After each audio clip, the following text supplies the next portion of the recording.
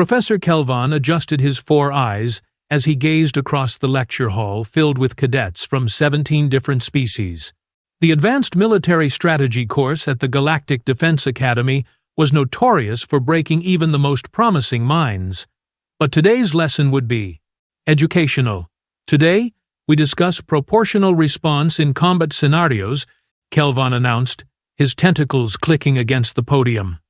Can anyone provide an example of what we call overkill in military operations? A Zentauran cadet raised her crystalline arm. Using a plasma cannon to eliminate a single scout drone? Adequate, but uninspired, Kelvon replied with a dismissive wave. Anyone else? That's when the human in the back row slowly raised his hand. Staff Sergeant Marcus Kane, exchange student from Earth's Terran Marine Corps. The professor had heard whispers about this particular specimen.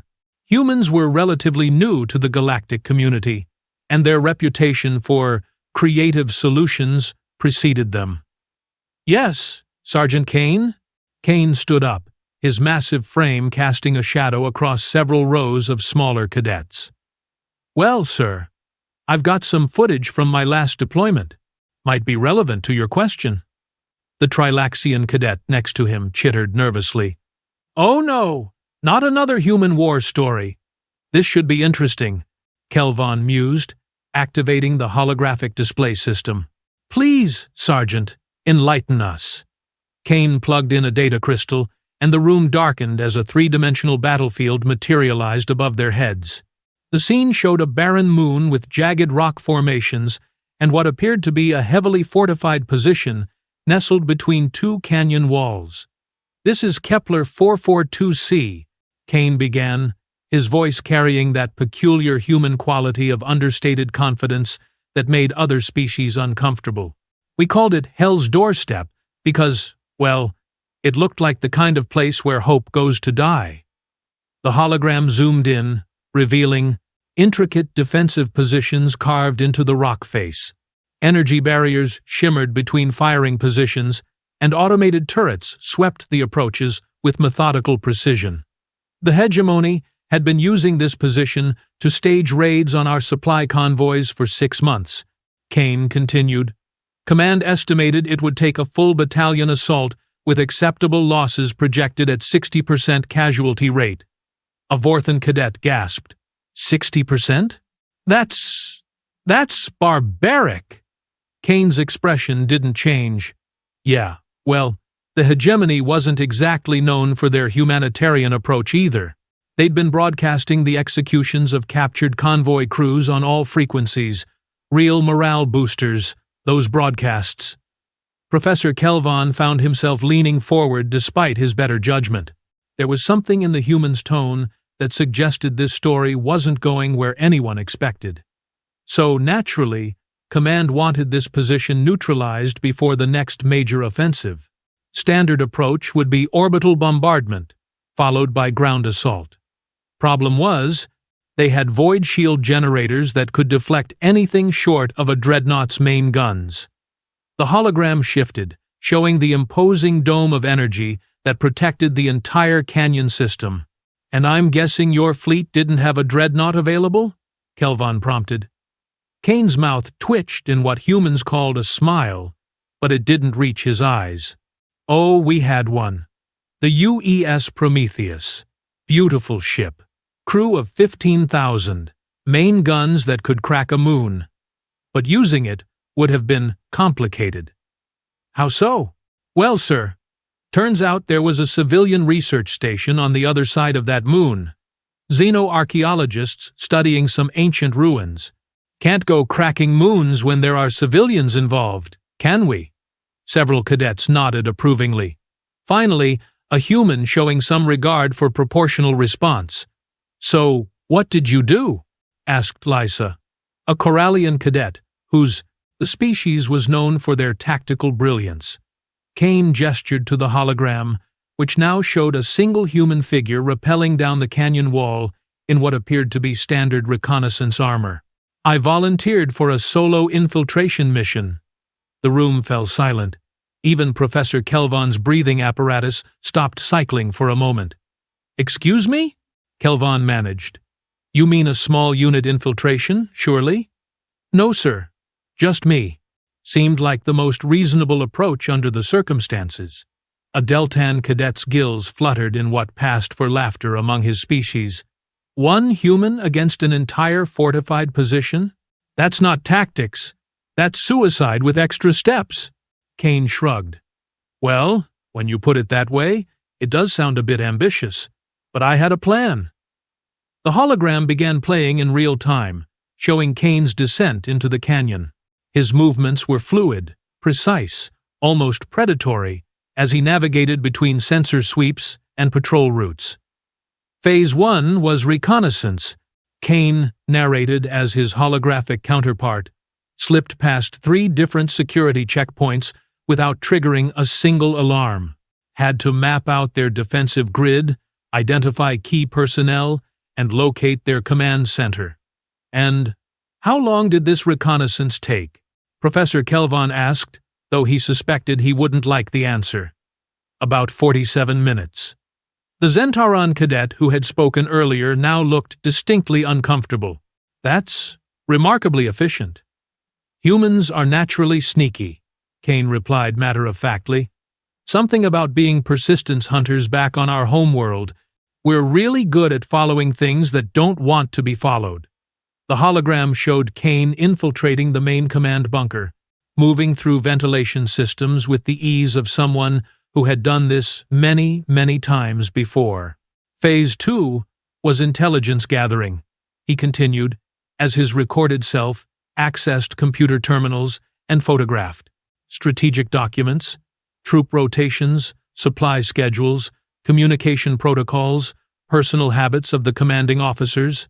Wait, interrupted Lysa, her tactical mind catching something others had missed. You said this was about Overkill. So far, this sounds like textbook special operations. Kane's smile became genuinely unsettling. Oh, we're just getting to the good part. See, while I was in their computer system, I discovered something interesting. The hegemony weren't just using this base for raiding operations. The hologram shifted to display intercepted communications and classified documents scrolling past in rapid succession. They were experimenting on the captured convoy crews, medical experiments, psychological torture, testing new interrogation techniques. Kane's voice remained conversational, but something cold had entered his eyes. They had detailed files on every person they'd captured, including my little sister. The temperature in the lecture hall seemed to drop several degrees. Your sister? Professor Kelvon whispered.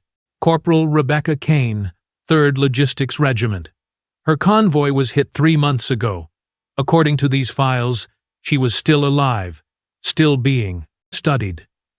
Kane paused the hologram, and the room fell into the kind of silence that precedes very bad things happening to very bad people.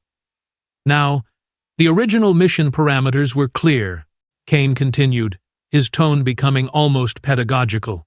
Neutralize the base, minimize collateral damage, rescue any survivors if possible. Standard stuff, really.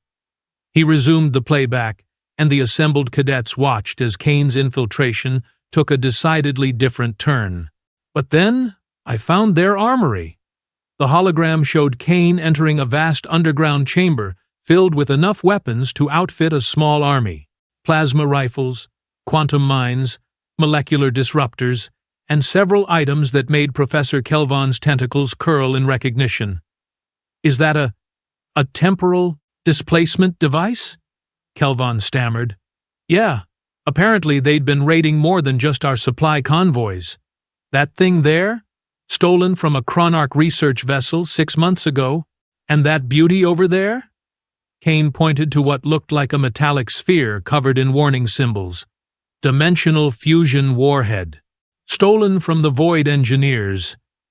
The Trilaxian cadet was now hyperventilating. Those are prohibited weapons, banned by 17 different galactic conventions. Tell that to the hegemony, Kane replied dryly. Anyway, that's when I realized something important about the mission parameters. Which was? Kane's expression became thoughtful. almost philosophical. See, the mission called for neutralizing the threat with minimum necessary force.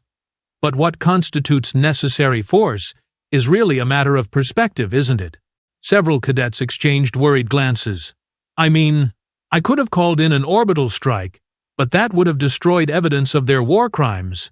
I could have sabotaged their power systems and waited for backup, but that would have given them time to execute their prisoners. I could have tried a surgical extraction of just my sister, but that would have left hundreds of other prisoners to die. The hologram showed Kane methodically examining each piece of stolen technology, his movements becoming more purposeful with each discovery.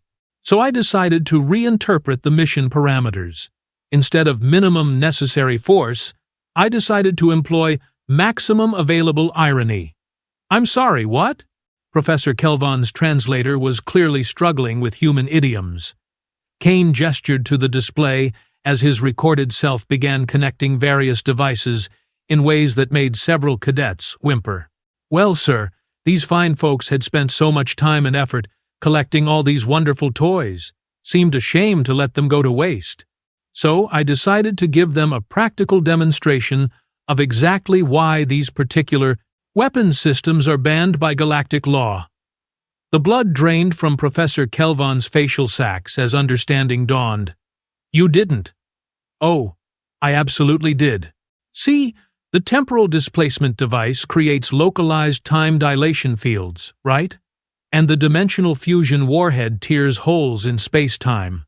Normally, you'd never want to use them together, because the interaction could cause a cascade failure that might affect an entire star system. Kane paused, letting that sink in. But here's the beautiful part. If you calibrate the temporal field to contain the dimensional fusion reaction within a specific space-time coordinates, you can create what my old physics professor called a controlled paradox loop. A controlled? Oh no. Oh no, no, no! Professor Kelvan's tentacles were now trembling visibly. The base, along with everything and everyone in it, would experience the fusion reaction over and over again, trapped in a 17-second temporal loop for approximately. Kane consulted his wrist display. Well, the calculations suggested somewhere between 10,000 and 50,000 years, depending on local gravitational variations. The lecture hall erupted in horrified gasps and scattered applause from the more bloodthirsty species. But wait, called out a Nexarian cadet whose species prided themselves on logical thinking. What about the prisoners? Your sister? Kane's expression softened slightly. Ah, well, that's where the Chronarch technology came in handy. See? Temporal displacement devices can work both ways. Before I activated the paradox loop, I used it to extract everyone who wasn't supposed to be there. Pulled them out of the time stream about 30 seconds before the cascade began. The hologram showed ghostly figures materializing in a safe zone several kilometers away from the base. Kane counted off names as each prisoner appeared, ending with a young woman who bore a striking resemblance to the sergeant himself. Rebecca. Kane, present and accounted for, Kane reported with evident satisfaction, along with 437 other prisoners from 16 different species, all physically intact, though they're going to need some serious counseling. Professor Kelvan was frantically taking notes. And the base itself? Oh, that's the really fun part. Kane's grin was positively predatory now. See? From the outside, nothing happened. The base is still there, shields still up, life signs still registering normal. But inside? He paused for dramatic effect. Every 17 seconds, everyone in that facility experiences the exact moment when several tons of exotic matter tears their molecules apart and rebuilds them in increasingly uncomfortable configurations. For how long? Whispered Lysa. Well, that depends on your philosophical position regarding the nature of consciousness during temporal loops. They might be aware of each repetition, or they might experience it as one endless moment of cosmic justice. Either way, they've got plenty of time to think about their life choices. The hologram ended, showing the base sitting peacefully in its canyon, while faint energy readings indicated the temporal anomaly continuing its work. Professor Kelvon slowly set down his stylus and looked at Kane with something approaching awe. Sergeant Kane, when your mission commander asked for the position to be neutralized, I doubt this was what they had in mind. Kane nodded solemnly. Well, sir, that's why they always told us to read the fine print in our operational parameters. The mission brief said to neutralize the threat using appropriate force and recover any prisoners. Doesn't specify that the neutralization has to be permanent, does it? I suppose not. And technically, I used their own weapons against them. Seems appropriate to me. Plus, the temporal loop means they're not actually dead, so there won't be any awkward diplomatic incidents with the hegemony high. Command. A Corvan cadet raised a tentacled appendage. But isn't this torture on a cosmic scale? Kane considered this thoughtfully. Well, I prefer to think of it as an extended educational experience. They wanted to experiment on people? Now they get to be the experiment. Forever. Seems fair to me. The room fell silent again as the implications sank in. And this, Kane continued, is why I brought this footage to answer your question about overkill, Professor. See, most species would consider using prohibited temporal weapons to trap an enemy in an eternal death loop as excessive force. Most species would be correct, Professor Kelvon managed. But humans? Kane shrugged. We call it proportional response with interest. They took our people and tortured them. We took their base and gave them some perspective on the concept of suffering. Mathematically speaking, I'd say we're about even. Kane sat back down, leaving several dozen cadets staring at him in various states of horror, admiration, and existential dread. Professor Kelvon cleared his throat, struggling to regain his composure. Well, that was certainly an example of overkill, Sergeant Kane. Oh, that wasn't the overkill part, sir. The entire lecture hall went dead silent. Excuse me? Kane checked his chronometer and smiled, that unsettling human smile again. That story was about proportional response. The overkill part happened 3 days later, when Hegemony High Command sent a battle fleet to investigate why their base stopped reporting. Professor Kelvon's species didn't typically experience cardiac episodes, but he was fairly certain he was having one now. What happened to the battle fleet, Sergeant Kane? Well, sir, that's where things got interesting.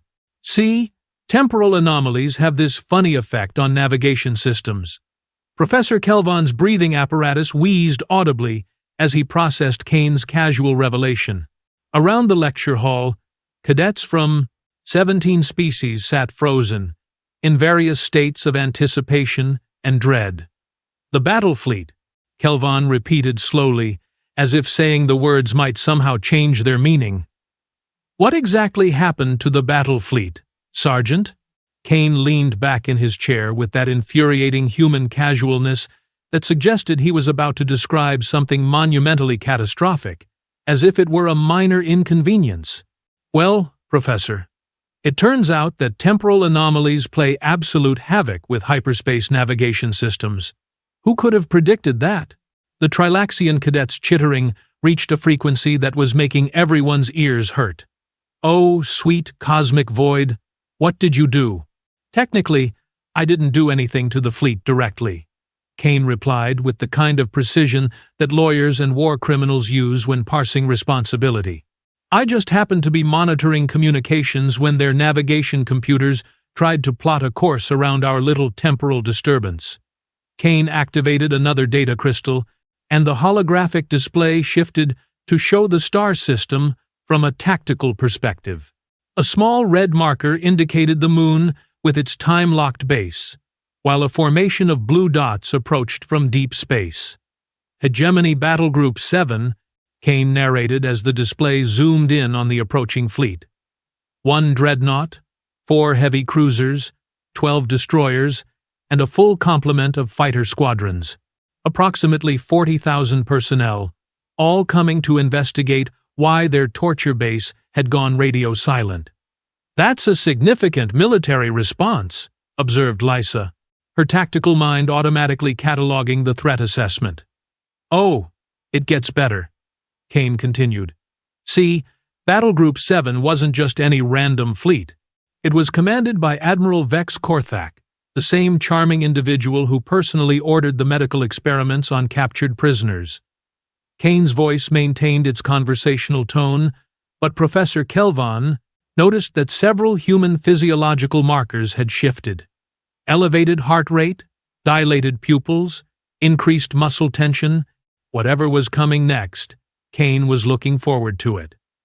"Now, I want to be clear about something," Kane said, addressing the room with mock seriousness.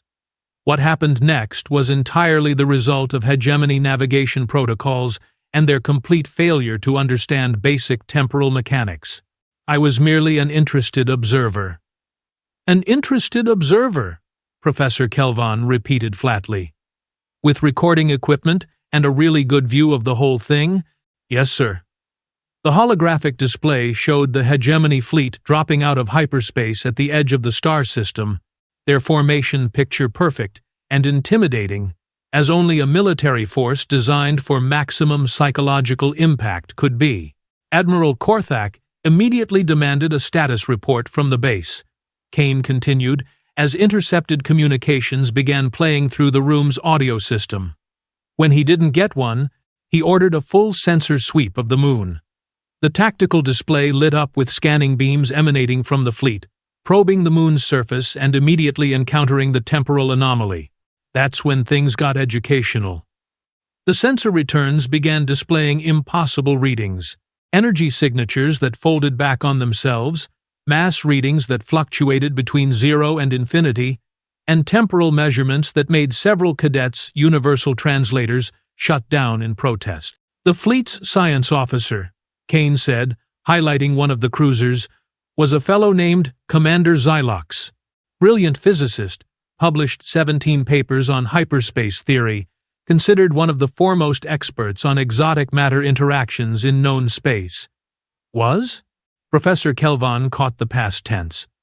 "Well, he's still alive technically, but his understanding of physics took some significant damage when he tried to analyze the sensor readings from my little temporal art project." The hologram showed frantic activity aboard the Hegemony flagship as officers scrambled to make sense of their instruments. Admiral Korthak, being a practical military mind, decided that whatever was happening on the moon posed a potential threat to his fleet. So he ordered Battle Group 7 to maintain a safe distance while they figured out what they were dealing with. "That sounds almost reasonable," ventured the Nexarian cadet. Kane's grin widened. "Oh, it would have been perfectly reasonable if Commander Xylox hadn't made one tiny miscalculation in his threat assessment report."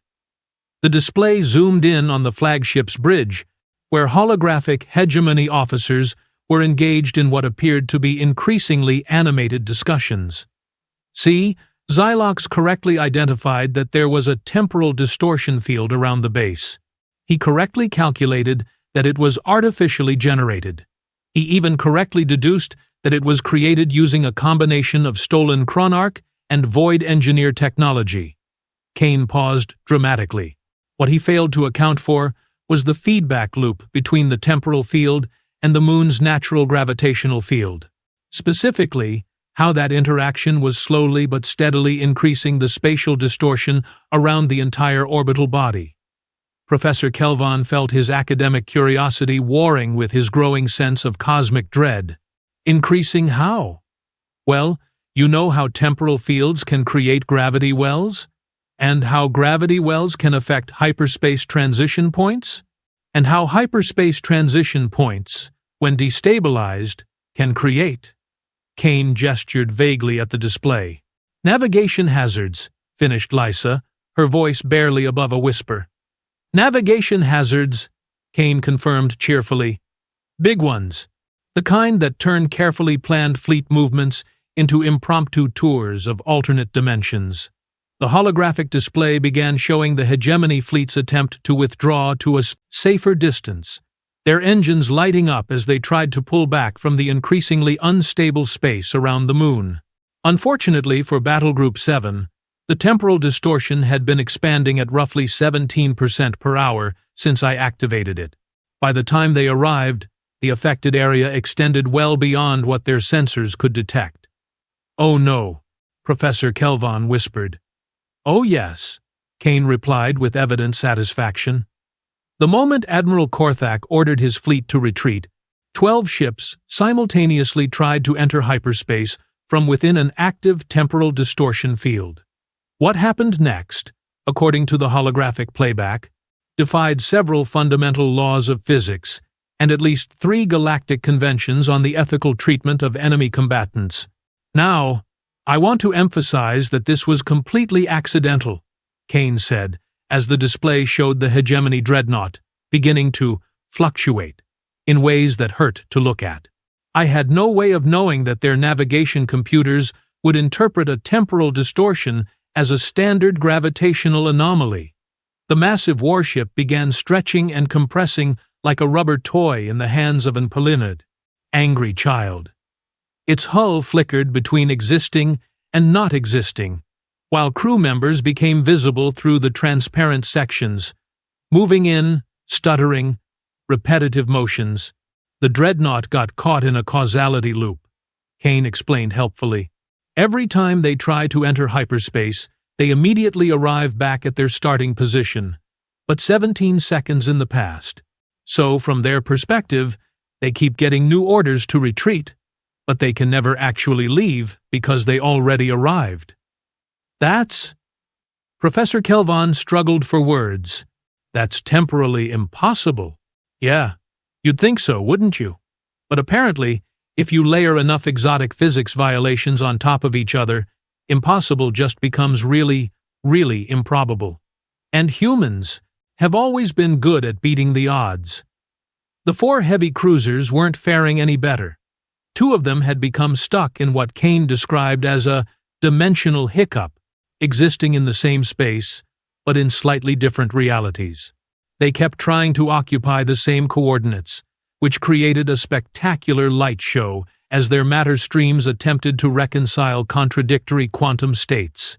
The pretty sparkles are actually the ship's hulls being converted to pure energy and then immediately reconstituted, Kane noted conversationally. "It's probably quite uncomfortable for the crew." The 3rd cruiser had suffered what appeared to be a complete temporal inversion. It was flying backward through time at roughly 1 second per second, meaning it was effectively frozen from the perspective of normal space-time. "They're experiencing yesterday's events in reverse order," Kane explained. "Right now, they're probably wondering why they're receiving orders to retreat from a battle they haven't fought yet." The 4th cruiser had simply vanished, leaving behind only a cruiser-shaped hole in space-time that occasionally flickered with what looked like distress signals from an alternate dimension. "We think they shifted into a parallel universe where the hegemony never existed," Kane said. "Could be worse, really. At least they're probably not being shot at." The destroyer squadrons had collectively decided that discretion was the better part of valor and were attempting to flee the system at sublight speeds. This was proving problematic, as the expanding temporal field meant that their retreat was actually bringing them closer to the source of their problems. "It's like trying to run away from your own shadow," Kane observed. "Technically possible, but it requires a fundamental misunderstanding of how shadows work." Professor Kelvon was now taking notes frantically, though whether for academic purposes or evidence for a war crimes tribunal was unclear. "Sergeant Kane," he managed, "you do realize that you've effectively trapped an entire battle fleet in various forms of temporal purgatory?" "Well, when you put it that way, it sounds almost unreasonable," Kane replied. "But consider the alternative. If I'd just blown them up with conventional weapons, they'd be dead. This way, they're getting a comprehensive education in exotic physics. Some might call that a public service. Some might call that a violation of every known convention regarding the treatment of military prisoners." Kane looked genuinely puzzled. Prisoners? Professor, these folks aren't prisoners. They're research subjects. Just like they made our people into research subjects. The only difference is that our experiment has better theoretical foundations and significantly more ironic value. The holographic display continued to show the hegemony fleet's ongoing struggles with causality, dimensional stability, and the basic concept of linear time. Several of the destroyers had begun moving in perfect geometric patterns, as if choreographed by some cosmic intelligence with a twisted sense of humor. Those ships are tracing mathematical equations in space-time, Kane noted proudly. Right now, they're drawing out the proof for why their current situation is mathematically impossible. It's quite elegant, really. How long will this continue? Asked the Corvan cadet, her tentacles writhing with what might have been fascination or horror. Kane consulted his chronometer. Well, the temporal field is still expanding at 17% per hour. At current rates, it should encompass the entire star system in about 6 months. After that, things get complicated. More complicated than an entire battle fleet trapped in temporal paradoxes? Oh, much more complicated. See, once the field reaches the star itself, we're looking at potential chronostellar fusion. That's when a star begins burning its own past as fuel for its future. Never been observed in nature. But the theoretical models suggest it could create a temporal lighthouse visible from several galaxies away. The lecture hall fell silent, except for the sound of Professor Kelvan's breathing apparatus and the faint chittering of the Trilaxian cadet, who appeared to be having some kind of philosophical crisis. And this, Kane concluded, standing up and straightening his uniform, is why the Terran Marine Corps motto is Semper Fidelis and not proportional response. Because sometimes, Professor, the most educational thing you can do for your enemies is show them exactly what happens when you push humans too far. Kane gathered his data crystals and headed toward the door. Will that be all for today's lesson, sir? Professor Kelvan stared at the human's retreating figure, then at the holographic display still showing the hegemony fleet's ongoing temporal difficulties, then at his notes, which had devolved into increasingly illegible scrawls of academic horror. Sergeant Kane! He called out, just as the human reached the door. Yes, sir? Next week's assignment is on the ethical considerations of asymmetric warfare. I trust you'll prepare something appropriately. Conventional? Kane paused, that unsettling smile returning. Well, sir, I do have some footage from our recent peacekeeping mission in the Andromeda sector. The locals had some interesting ideas about prisoner treatment, and my unit had some equally interesting ideas about attitude adjustment. Perhaps, Professor Kelvan said quickly, we should focus on theoretical scenarios instead. Your call, Professor. But theory is just practice without the fun parts. Kane left, leaving behind a lecture hall full of cadets who were simultaneously terrified of humans and deeply grateful that they were on the same side as them. Professor Kelvan looked at his class roster and made a mental note to recommend that all future human exchange students be assigned to advanced diplomatic studies instead of military strategy. Some lessons, he reflected, were too educational for the good of galactic civilization. Outside the lecture hall, Kane checked his communication device and smiled. 3 new messages from hegemony commanders requesting immediate ceasefire negotiations, 2 formal protests from the Galactic Ethics Committee, and 1 job offer from the Chronarch Temporal Research Division. Just another day in the Terran Marine Corps.